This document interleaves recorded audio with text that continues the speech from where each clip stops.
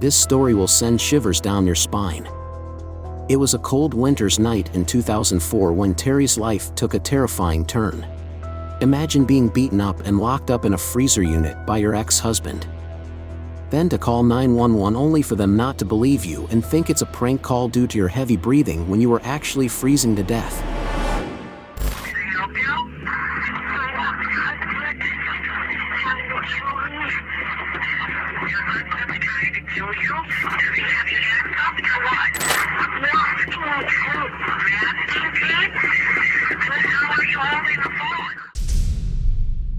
Teri, struggling to speak while catching her breath, hears the 911 operator say, Despite running out of air, Teri manages to give critical information to the operator, desperate for them to believe her. When police arrived at the address she provided, they discovered an empty handgun case and a large bloodstain on the carpet. Then another call comes in from a man reporting that his wife, Teri, is missing. But hold up, let's go back to our victim before going further. It was 1983 when Teri met David Larson and started spending a lot of time together. The two reconnected again in 1995, when Teri was coming out of a long-term relationship. They both wanted to start a family. Teri later admitted that she had overlooked some red flags of David, including his temper and clear hatred for women. For days into their 2-week honeymoon trip to Hawaii, Dave hit Teri for the first time because he disapproved of what she was wearing. He claimed that now that they were married, she was obligated to obey his every command. Teri started planning to divorce, but then she learned she was pregnant. During her pregnancy, Dave treated Teri much better. However, when she gave birth in 1999, trouble started again.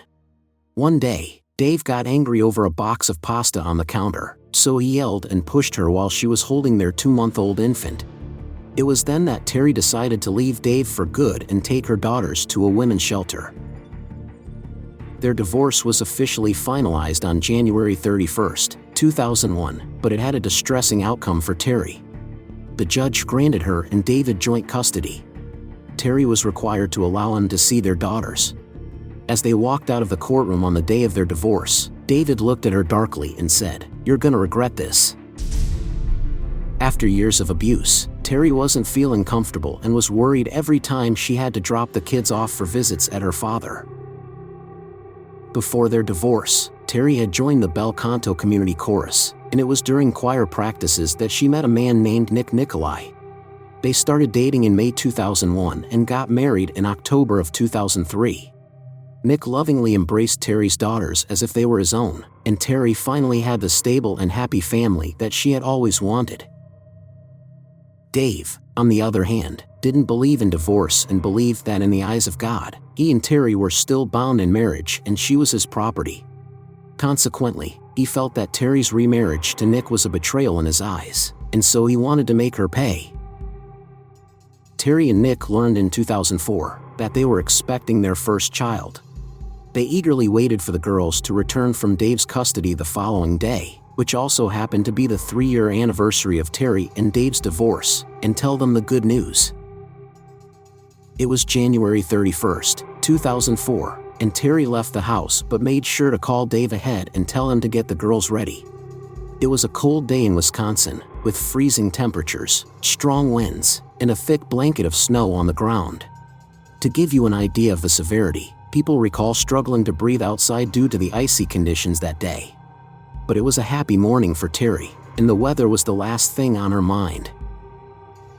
Teri arrived at Dave's house around 10 a.m. and she felt a bit annoyed when Dave opened the door and told her that the girls weren't quite ready to leave yet.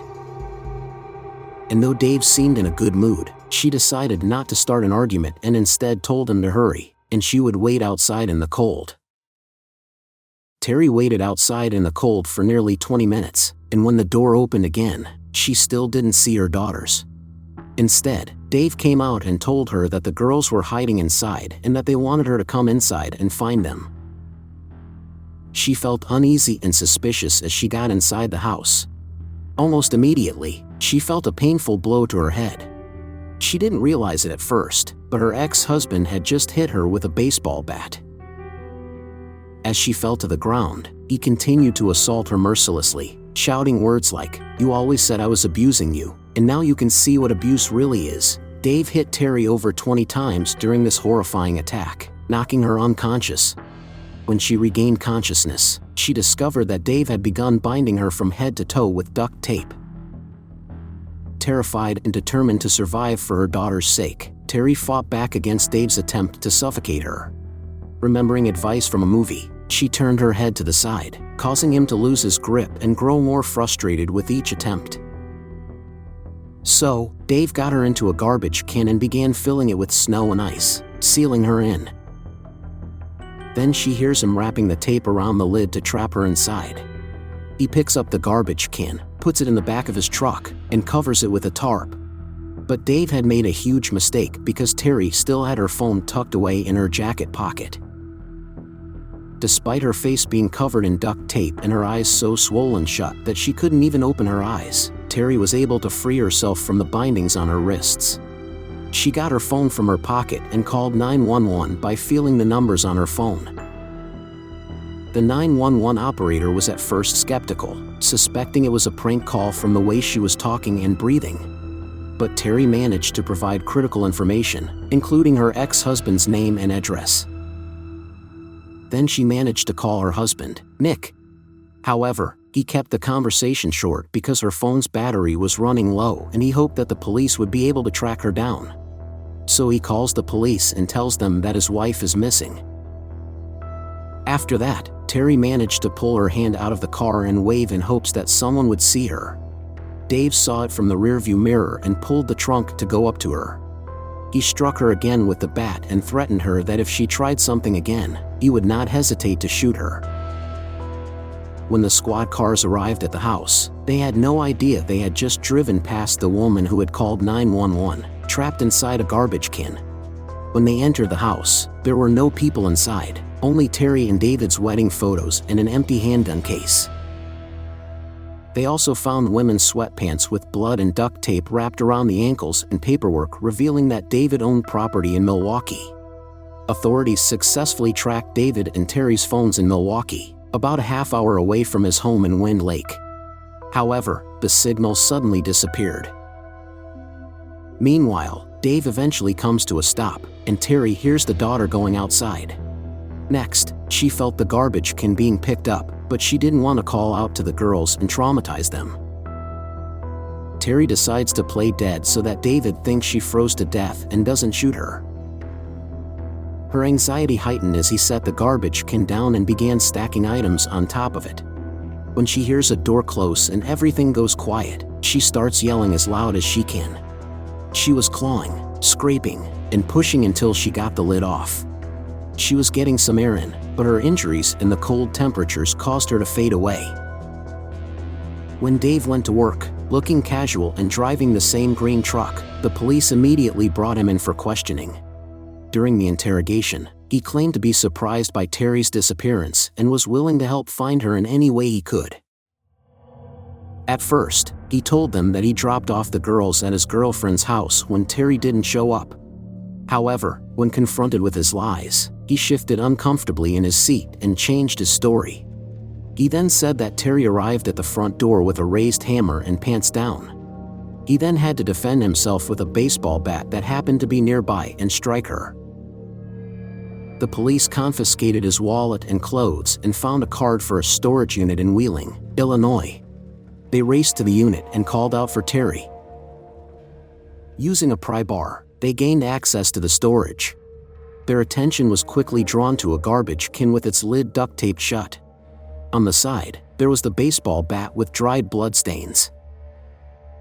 When they opened it, they saw the poor Teri, who was still clinging to life after 27 hours, even with a large gash on her head and her black and blue face and swollen shut eyes. She was rushed to the hospital with her body temperature dropped below 84 degrees Fahrenheit. Frostbitten toes, lost a lot of blood, low respiratory rate, and her kidneys were shutting down. She was in critical condition and the medical team wasn't sure if she was going to make it. After almost 2 months in the hospital, she did manage to make almost a full recovery, even though she did lose all 10 of her toes to frostbite and devastatingly miscarried her baby.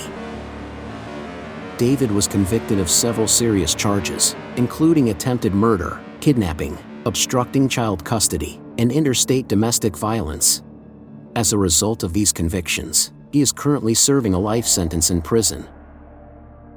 So yes people, this is a story of not a victim but a survivor, and that is Teri Jendusa Nicolai, who now is doing legislative and advocacy work, in addition to her responsibilities as town board supervisor for the town of Waterford. She is enjoying her life with her husband and a little boy they had later, whereas her daughters are away married. For more interesting stories like this, follow and subscribe to our channel.